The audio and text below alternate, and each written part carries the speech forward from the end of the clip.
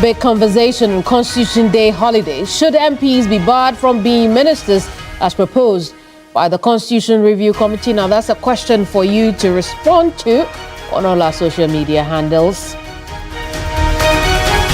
wherever you're watching us from. Remember, we are live on TV3 and on 392.7 FM. You may also be watching us on 3news.com, x.com, facebook.com, and on YouTube. Remember, if you'd like to be a part of the conversation with your thoughts, questions, or comments, or answer to the question today, whether or not MPs should be barred from becoming ministers of state, use the hashtag Ghana Tonight.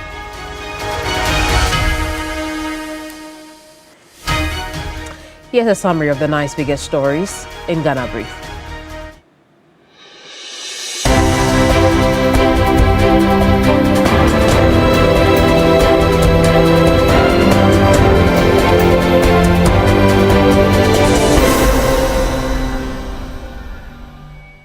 Schools, where pupils sit and lie on the bare floors to carry out academic activities, may soon heave a sigh of relief.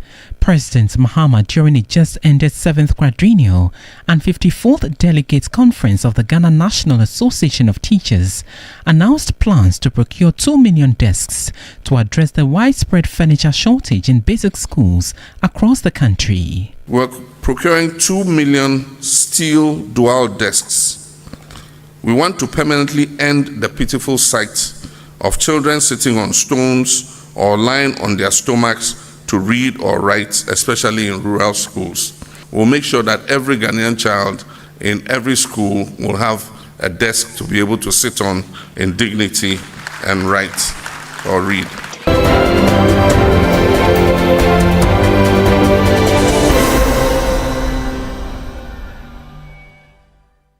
Authorities at the Three-Town Senior High School in the Volta region are appealing to government to complete stalled infrastructure projects in the school to address the school's dire infrastructure challenges.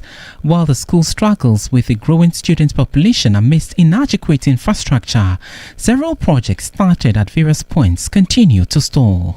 This is a pavilion that has been built just to accommodate students or for us to have a classroom to be able to teach our students. We have another old one which is closer to the assembly ground, and that is where students sit. And I wish classes were to be going on for you to come and see how these structures are loaded, overpopulated in the classroom, and not even with enough furniture for these students to sit on and learn. So as for infrastructure, Three-Town, we need infrastructure.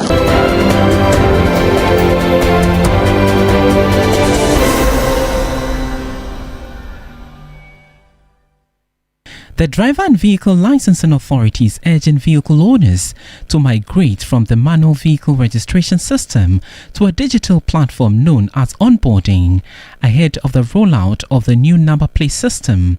According to the authority, the move is aimed at ensuring a smooth and efficient transition when the new system is fully implemented. We want to encourage the public to do now is to use the opportunity to convert their manual registration document into the digital platform. That's what we call the onboarding. So that when we roll out the new number plate system, the transition will be smooth.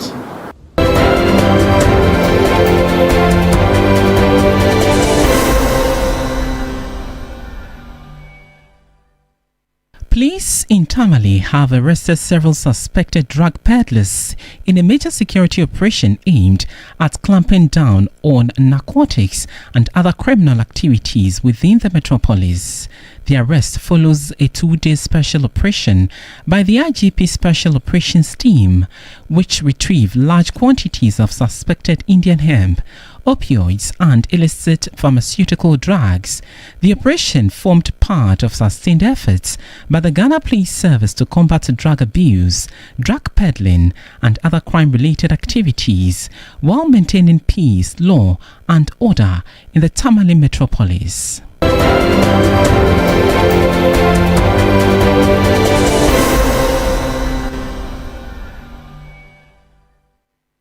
Deputy Chief Executive Officer of the Ghana Tourism Authority, Abeku Santana, has praised dancehall musician Shatta Wale for what he described as a transformative impact on Ghana's entertainment industry.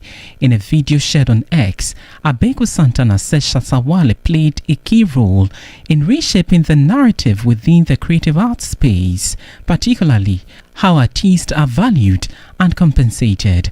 According to him, Shatta Wale consistently championed the rights of creatives at a time when they were underpaid and underappreciated.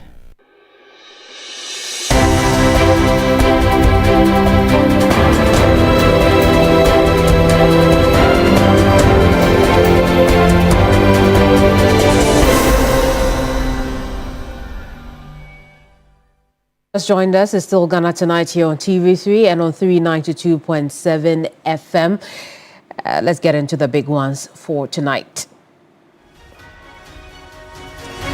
NLA KGL deal next in line to be investigated. President Mahama directs a team to review the controversial contract.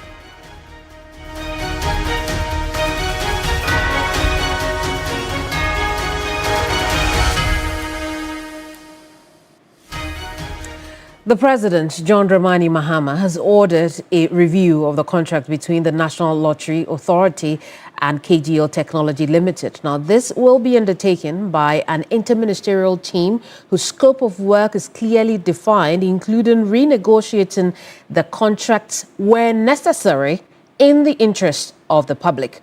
The NLA KGL contract has been subject of news reports which suggested that the deal did not pass the sniff test for transparency, accountability, or respect of the lottery laws of this country. Now, the president has given clear terms of reference to this investigative team yet to be formed, of course.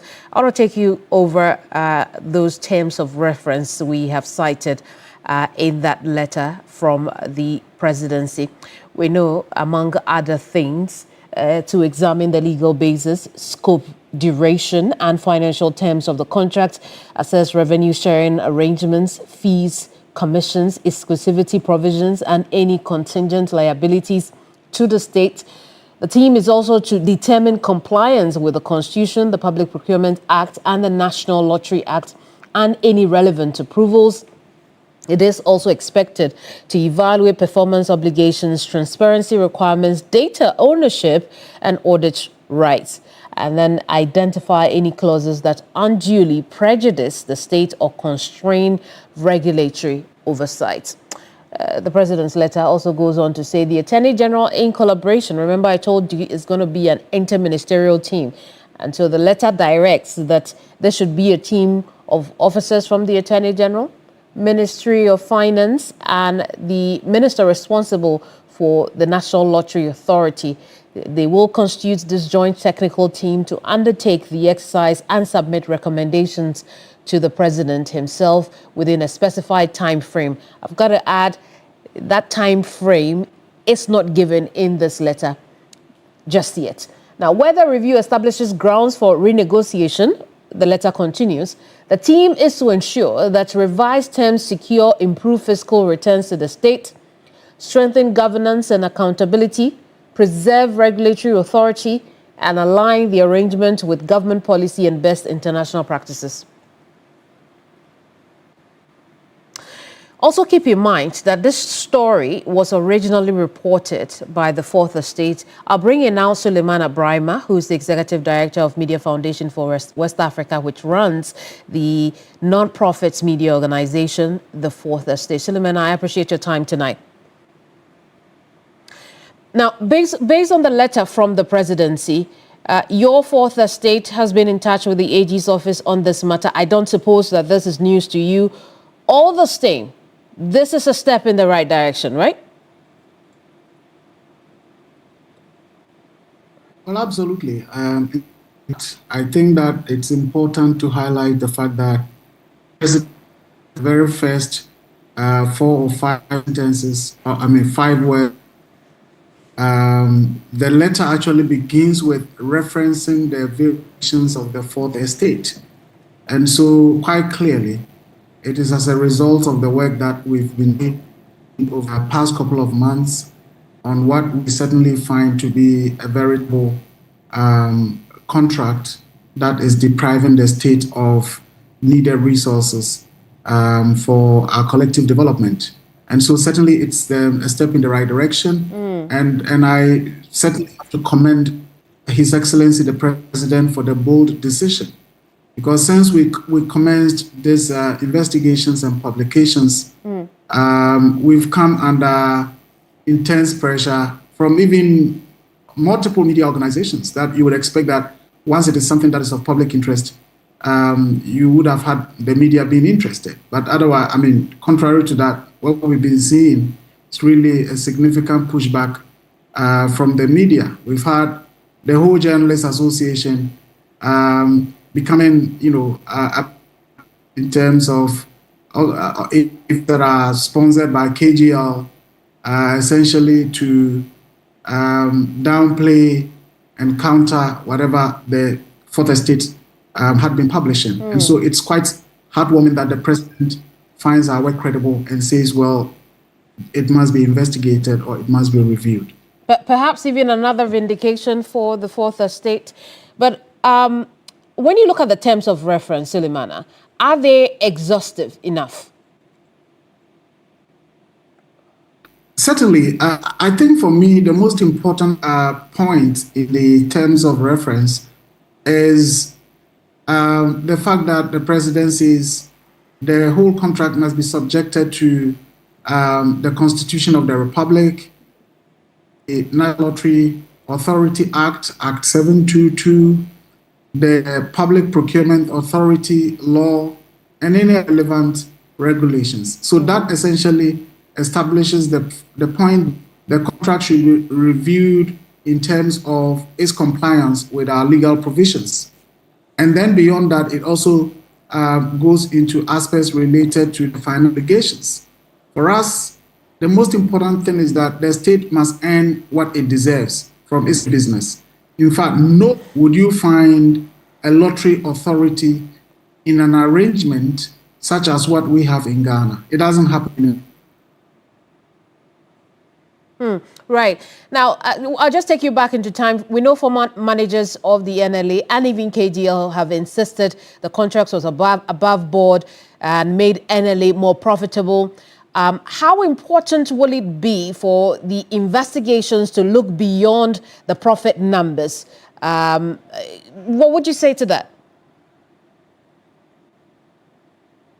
Well, beyond the legal compliance issues that have to be interrogated, we have made it very clear that since 2019, when the NLA GL, the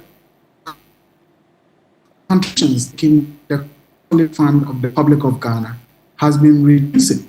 In fact, 2018, which was the year before the KG NLA arrangement, NLA was able to 37.1 million Ghana cedis to the consolidated fund. And if you look at the law, the NLA only remits when there is a balance or when there is a profit from its options. From 37.1 million, following year, it came down to 17 point something, almost half. Then the next year, then in 21, it was just 6 million. And what is even more is that 2022, NLA contributed 0 cedis to the consolidated fund. 2020, 0. 2024, 0. Meanwhile, KGL leadership, the founder and CEO of KGL says, 2024, KGL profit from the NLA business was just 70 million, which is a figure that we even doubt. But even assuming that it's 7 million, how does a private entity over the business of the state makes 70 million and the state makes 0 profit? This is really untenable.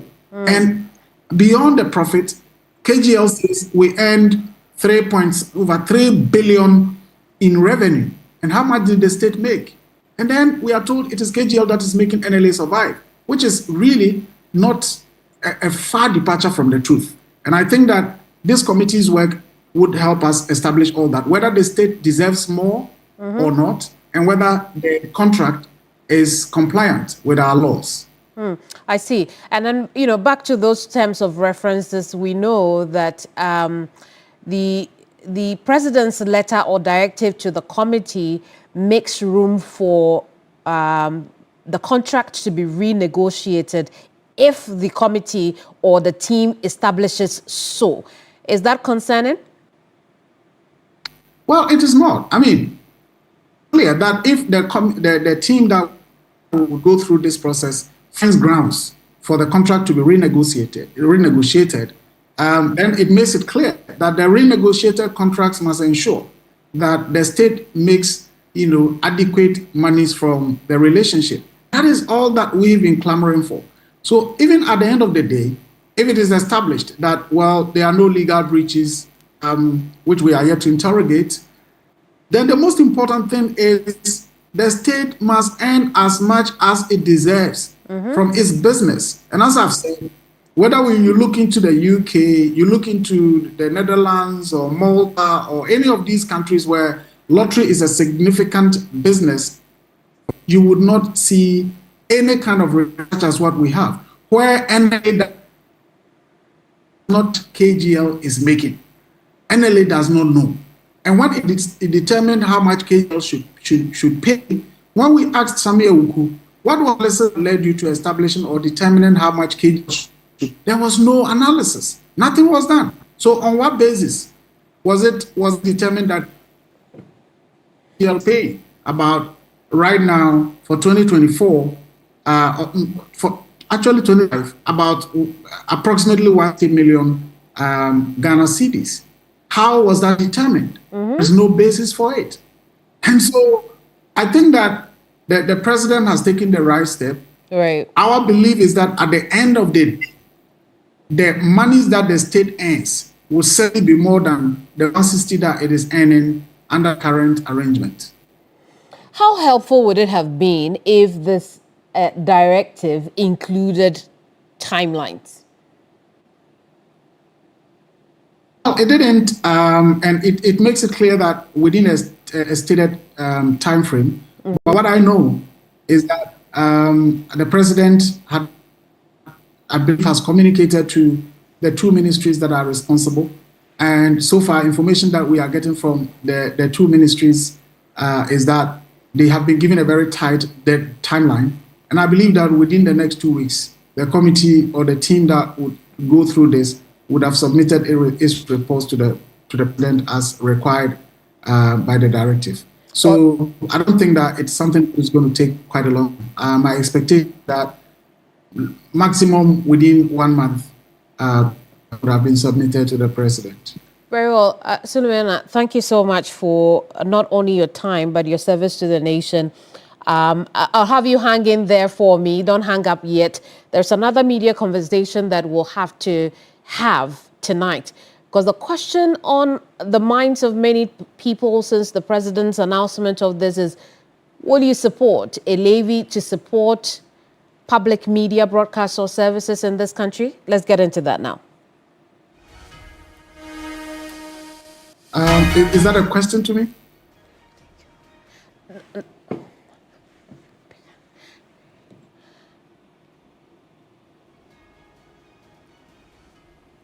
Well, Suleimana, that's a question we'll answer soon, but not yet. Tonight, we're also learning that the government is exploring new ways to ensure the public broadcaster is adequately funded after numerous failed attempts to implement and collect TV license fees. That solution, public media levy. Here's the president on that. There are few suggestions we have with regards to the so-called TV license. And I think that our thinking is going in the same direction to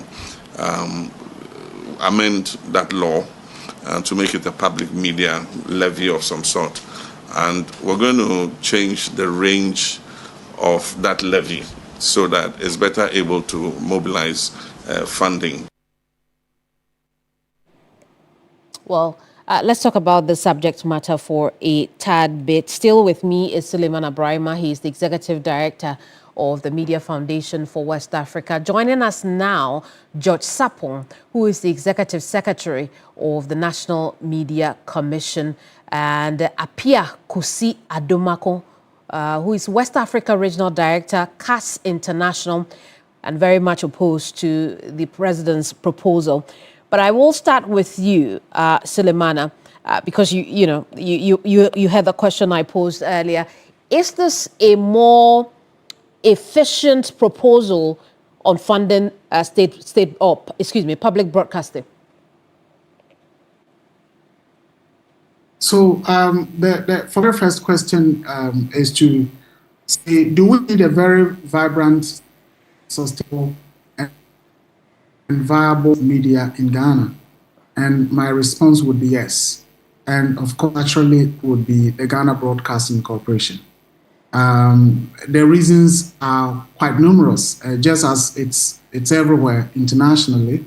Almost every country recognizes the importance of having a public service broadcaster or a public service media.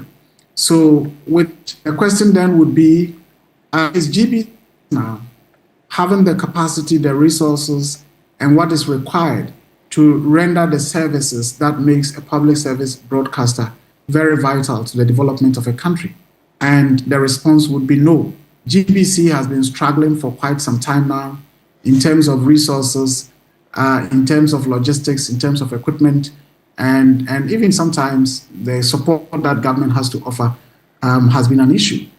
And so that then leads us to the question, how then can we make GBC more resourceful, more viable, and more sustainable? Would it be the current TV licensing regime that was introduced, or something else? And I think that is the conversation that is happening. And we need to look at the global pattern now.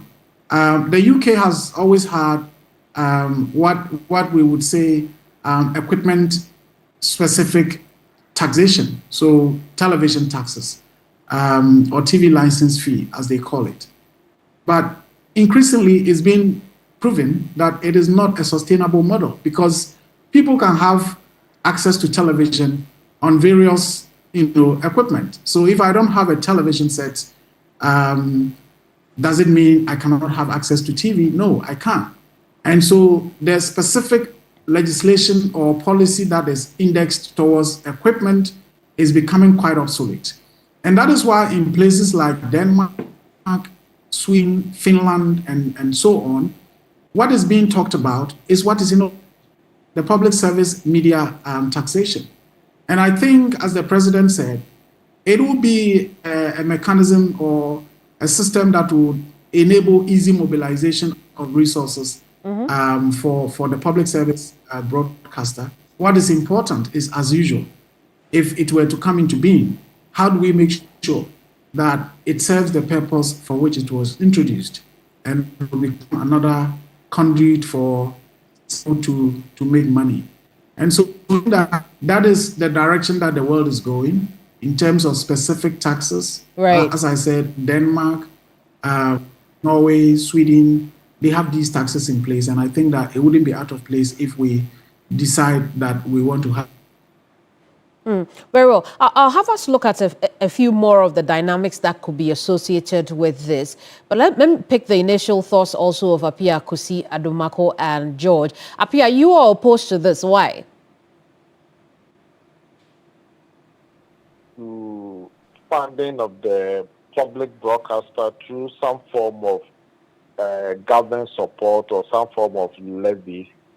What I am saying is that any attempt in supporting the public broadcaster should not lead to the collapse of the private media. And so it must be done very, very well. In countries where the public broadcaster is funded through taxpayers' money, that public broadcaster is either not permitted to do commercials, or if it has to do commercials, then it has to separate its public broadcasting operation from its commercial operation. Because, for example, if government is able, if you're able to allow GBC to get some form of money from as a levy, now that means that their cost of operation is low, will become low. By that, they will be able to charge lower advertisement. By charging lower advertisement means that it will attract businesses that would have come to put their ad at Metro TV or TV3 or Joy. By so doing, we end up collapsing the competitors. And so we need to be very careful on how we go about it. For me, I think that we need to support the public broadcaster. Recently, when Ghana was playing the World Cup qualifiers, GTV couldn't pay to buy the broadcasting right. If GTV had the money, it would have been able to pay for us to watch it. And so we need to, as a nation, we need to make sure that we have a very strong public broadcaster that people will be able to watch for education and entertainment. The current arrangement is not making it work. And so taxpayers must fund it. However, we need to be very careful on how we proceed so that we don't end up creating on level playing field for both the public and the private sector operators. I see. I'll bring in now George. George, what does the regulator think?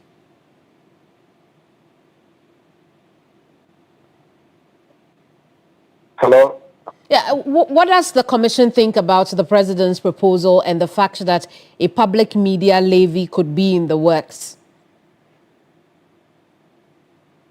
Please, sorry, can I repeat the question again? Yes, I'm asking. The president has said there are discussions in cabinet to amend the law so that instead of collecting TV license fees, we will have public media levy that will support public broadcasting. What does the commission think about this proposal? Yes, for me, I think it's laudable things, but the laws and the regulation around it needs to be crafted in a way that we don't solve one problem and kill the other. Because we also need the private sector also to be able to operate in the media space. I think that President has said this week. It will be better for us to have the nation to have a broader conversation in a way that we don't end up having a zero-sum game on this matter. I see. I'll come back to you briefly, George. Let me turn to Sulemana now. And no, Sulemana, excuse me, that was not George, please. That was not George? No. I see. George, now you talk to me then. I should have known that, George. It didn't really sound like you. So tell me, what does the commission think about it? As you may recall, the National Media Commission has been at the forefront of seeking resources to revitalize the public service broadcasting system, which essentially means supporting GBC. And I think that both Sule and Appiah Adumakun have laid out the core principles. First, let's understand that Appiah Adumakun is not even opposed to public service broadcasting. He is concerned about fair market operations, competition, and the avoidance of distortions in the market. And I think it's a fair point. But from the Commission's perspective, the President's suggestion is creative and forward-looking. And I think that the way to look at it to assuage anybody's feelings is that His Excellency speaks of a public service broadcasting levy. What that means is that first and foremost, GBC would be the major beneficiary, but there could also be some aspect of the fund in terms of its disbursement that could be used to support any other medium that is providing public service broadcasting. How to disburse the fund is different from the essence of the fund. And as Appiah Adumakun suggested, there could be a conversation around the modalities for this disbursement. But I think the two key things that we need to take home at this stage is, one, the consistency of the President's support in terms of his reflections on public service broadcasting. In his first term, if you would recall, is when, may so rest in peace, he commissioned Honorable Omane Boamah as Minister for Communications together with Honorable Felix Ofosu-Kwakye and their other colleagues at the ministry to revitalize the question of TV license that the NMC supported very actively. There was some considerable pushback from the public. At the same time, it also suggests political consensus around the question of improving funding for GBC, also because in the previous administration, some of you may have noticed that the National Media Commission worked with the government to put together a committee for the reforms of GBC. That committee was supposed to look at three core things: the mandate, the public service broadcasting mandate of the GBC, the governance mechanism, as well as the funding and programming. So essentially, there is political consensus about the need to improve public service broadcasting. There is also consistency on the part of His Excellency the President about his own personal commitment to making sure that this is done. So what I would say at this stage is that all of us need to support his efforts and hope that within the shortest possible time, we can build consensus about how to get this thing done. I see. I'll turn to Sule now. Sule, I mean, if this is geared towards public service, I remember at the time the Constitution Review Committee was doing its work, particularly with the media, there were calls for a fund for the media where independent media workers in the non-profit organizations like the Fourth Estate could get money from to fund their work. How can we open this levy up for such organizations? I think it is important not to think in isolation. Other countries have pioneered,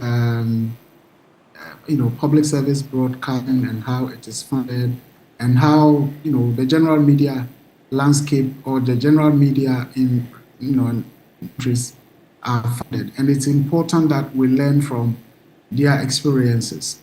I believe that if this were to come through, it would be what the modalities are. What do we refer to public service broadcaster? And I think that I don't remember quite clearly where the President used public service broadcaster or public service media.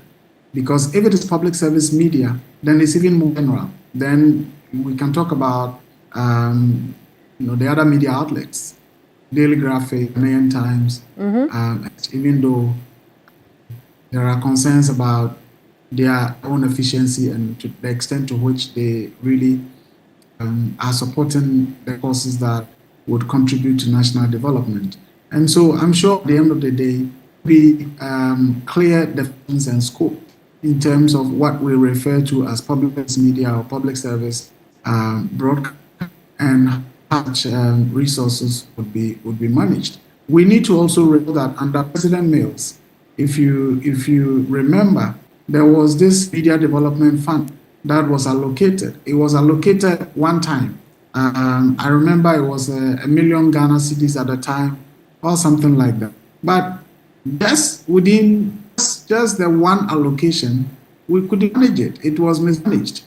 The Ministry of Information claimed it had allocated it to the Information Services Department and giving laptops to GJAs and other entities. The GJA at the time said, well, yeah, we got laptops, but we never were told that it is coming from the Media Development Fund. So it was just messed up. So these lessons that we need to learn from. Past lessons that we need to learn from, and going forward, be able to craft a path that not disable media ecosystem, but enable the media ecosystem. Of course, as the colleague cast out, we need to look at how do we also create an enabling environment for private media to thrive. Very well. Even if it is not about direct public funding, what modalities would we have in place to ensure that private and public media will thrive and survive.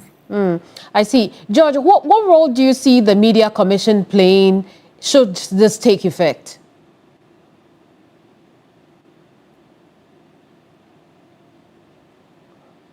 Well, it would appear we lost George, and so... I think there are a number of things that the Commission would do. First and foremost, all of us recall that the Commission has direct responsibility for TBC specifically, and so that side is covered. But as all of us seem to agree, because there are other forms of media that provide public service broadcasting, it would be helpful if when this is established, that we develop a mechanism that enables other media that are performing public service functions also to access that.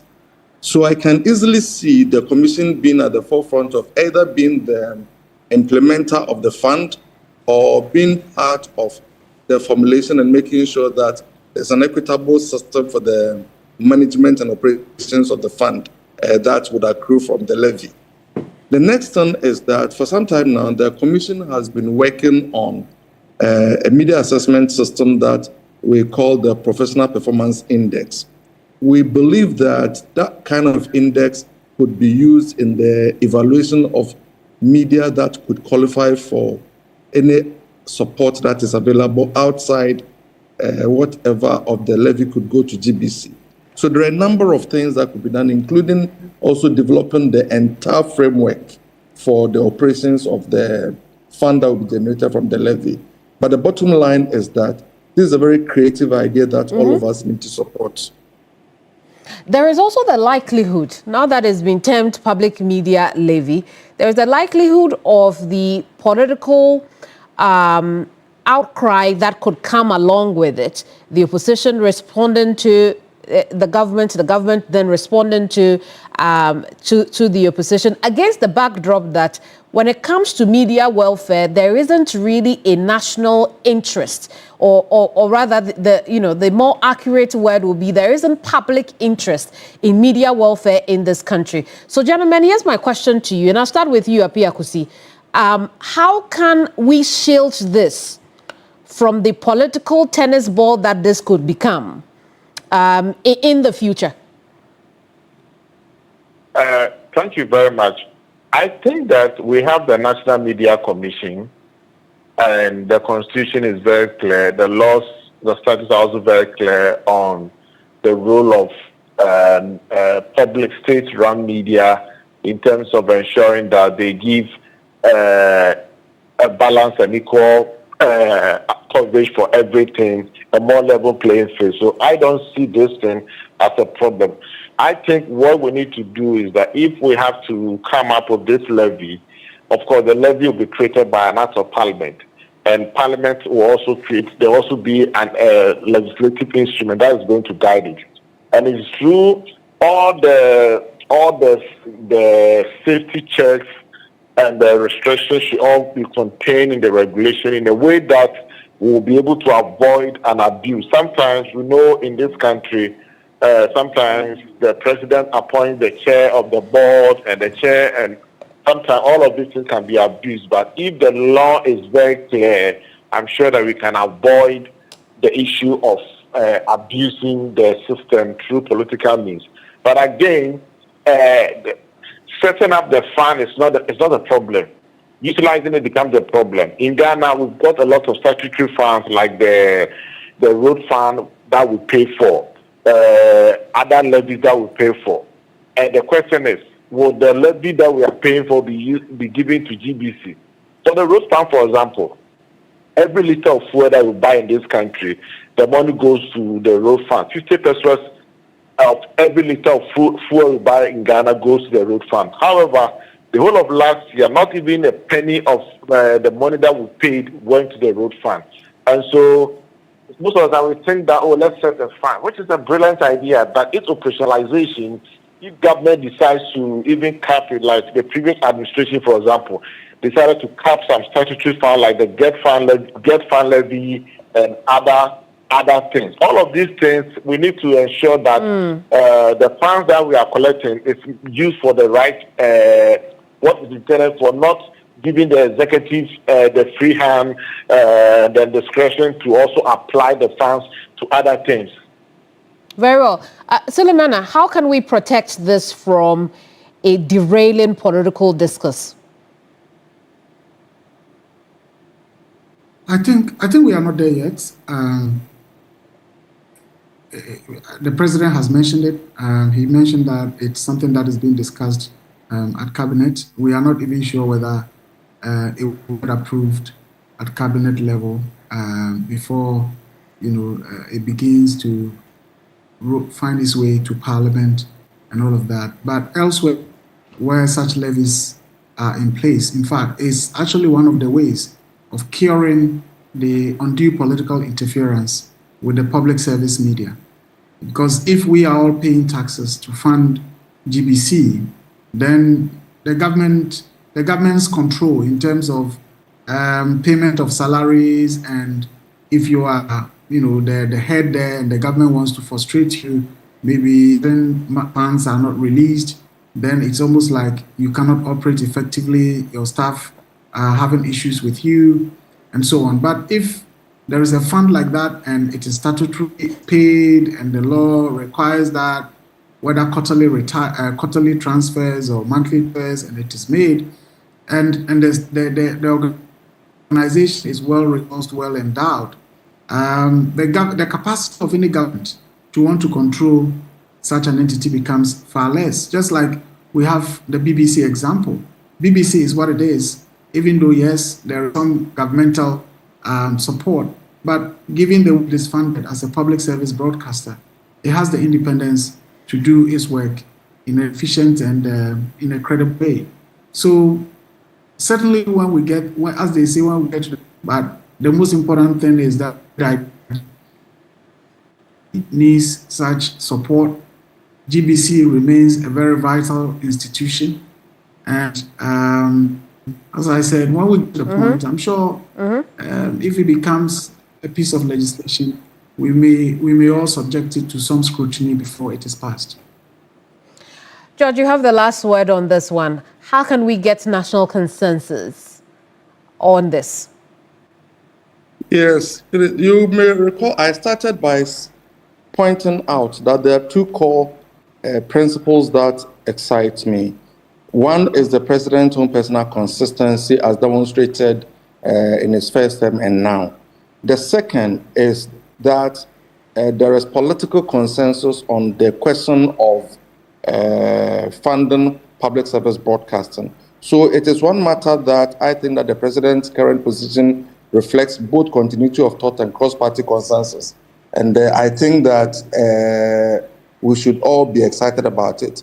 Let me just repeat to you that under the previous administration, we worked with the government to put together a committee to attempt to go into just how we could fund public service broadcasting in Ghana.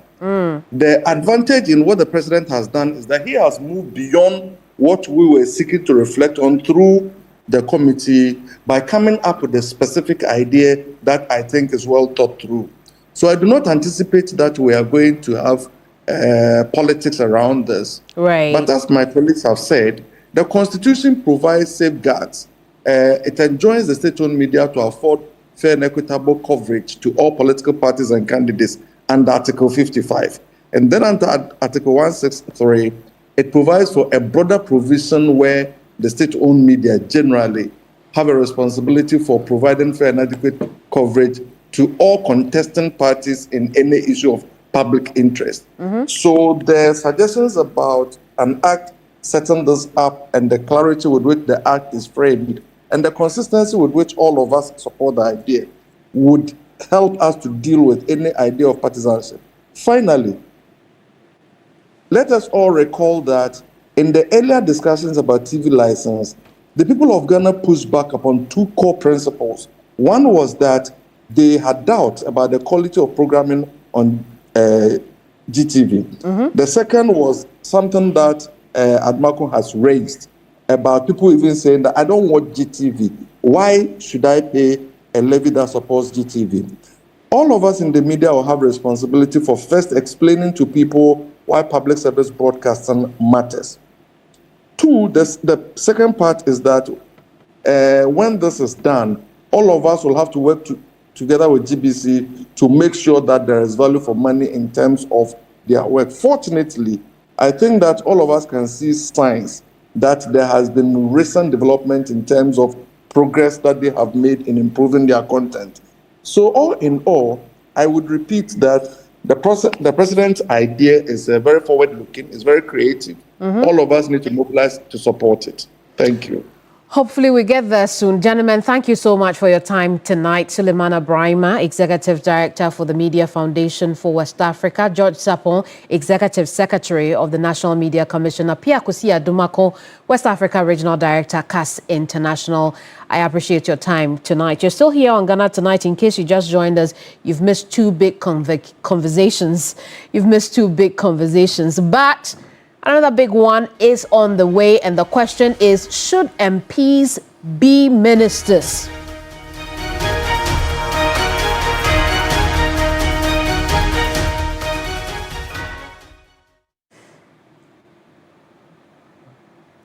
That's a question we seek answers to when we return. Don't go away.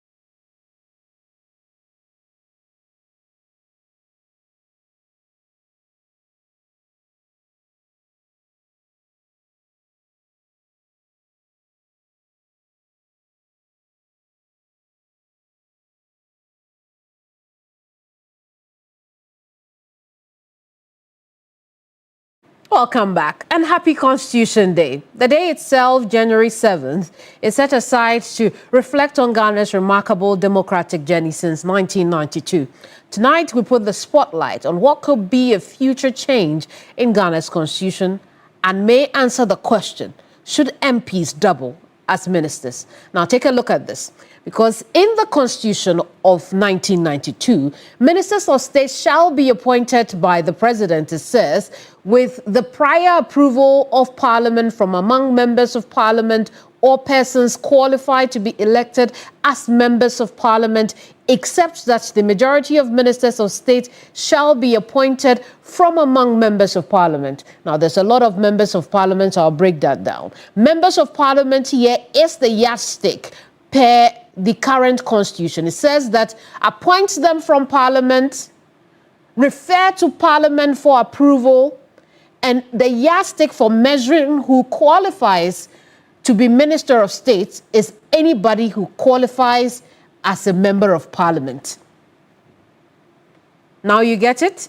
All right. So let's have the conversation now, because we also know that the Constitution Review Committee recommends that this practice be stopped and the law removed. Let's take a look at that recommendation now,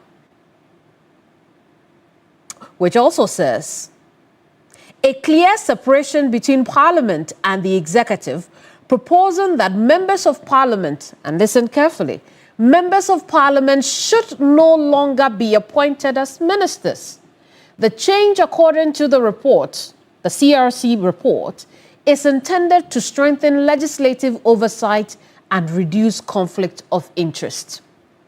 No member of parliament may be appointed a minister of state or a deputy minister or regional minister. A member of parliament who resigns from parliament shall not be eligible for appointment as a minister of state or a deputy minister or regional minister.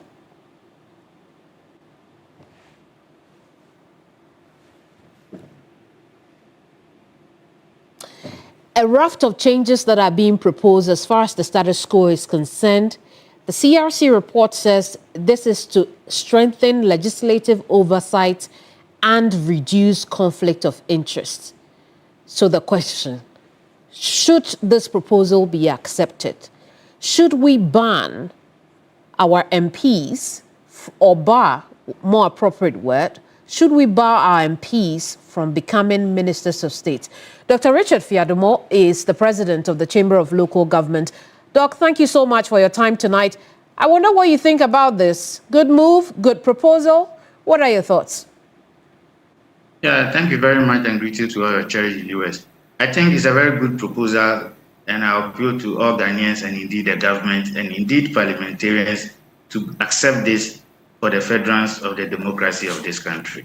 I see. But what is wrong with the member of parliament doubling as a minister?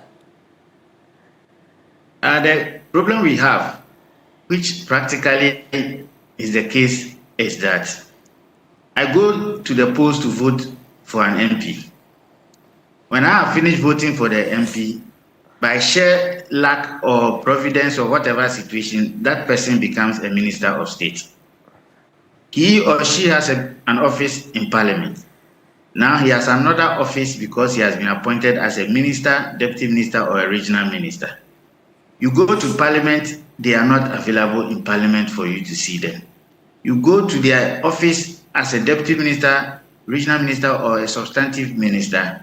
Then me wanting to see an MP, once I've gone to that office, I'm seeing somebody more than the MP. So you have a lot of people there who also want to see the same person for various reasons other than the reason why I voted for the person.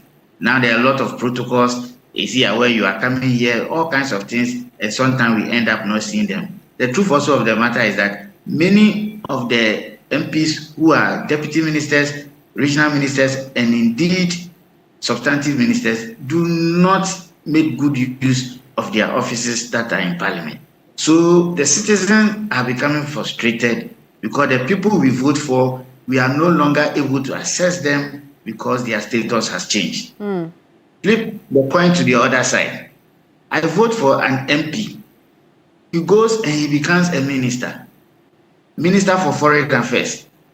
As a Minister of Foreign Affairs, per the job you are supposed to be giving or to be doing, you are supposed to be gallivanting the whole country, making sure that diplomacy and all those kinds of things. Then you are always out of the country. How do you navigate between being a foreign affairs minister where you are always out of the country as opposed to your local constituency that you are supposed to be serving?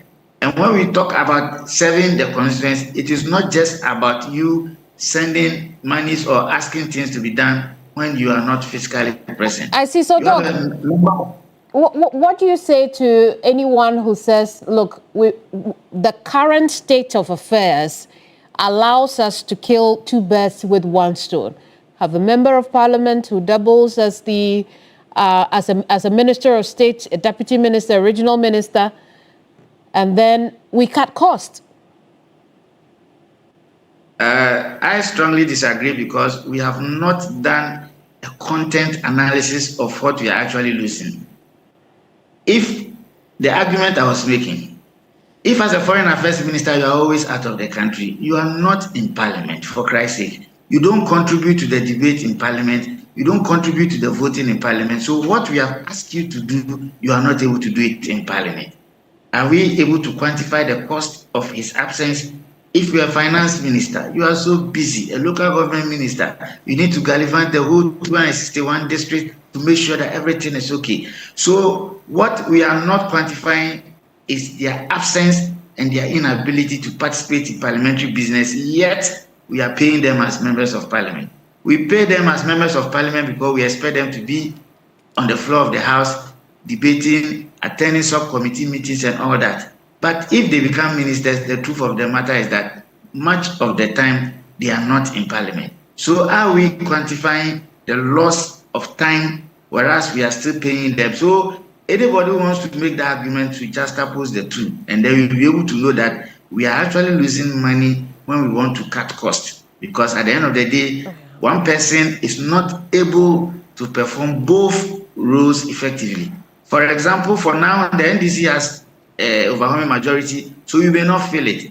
But immediate past government, 137, what it meant was that anytime there was an urgent business, all the ministers will have to stop whatever they are doing and come to parliament. Yet they are supposed to perform those ministerial functions as well. So for me, I think that it has not served us well for the past 33 years when we entered into the 1992 constitutional democracy began at that time. So for me, I think that it is a good call, and if you want to be an MP, become a career MP so that you'll be able to hold the executive to account. If you want to be a minister, become a minister. And I also want to add that we should also go beyond members of parliament serving or sitting on boards of state entities. It is also a conflict of interest situation, just like being ministers or deputy ministers. I see. Thank you so much, Dr. Fiadomo. He is the president of the Chamber of Local Government. I appreciate your time with us tonight, but I've got to go. A few things to look out for this weekend. 7 a.m. Tomorrow, Key Points returns on your television with an exciting panel. A very that went too fast ahead of me. Let's start with the panel. Let's follow the process. Yes, an exciting panel that will talk about ICE detention of the former finance minister Ken Ofori-Atta, President Mahama no more IMF, is this feasible, and oral 1 year on blowing hot and cold. Alfred Okanse would also have a very important conversation with the Deputy Attorney General. Now, you may be aware that the Deputy Attorney General, Dr. Justice Sremsai, is directly handling the oral cases, which is why you should join him here on Key Points. 1 year of oral has it delivered. He would also touch on the Ken Ofori-Atta matter, because now we hear that this ICE detention is as a result of the Attorney General's office. We'll get to the bottom of that if you join us here on Key Points. Alfred will be here one-on-one with the Deputy Attorney General. Well, it's time for me to go, and I'll be quick and fast in doing that. I am Kamenia Man. On Sunday, I will see you here on Hot Issues when I sit down with the Chief Fire Officer of this country in her very first interview since her appointment as the top fire woman of this country. Bye-bye. Ghana Tonight is brought to you by Flamingo Paint. Superior durability, superior hiding, superior coverage, simply superior. Sasso insecticide spray and coil.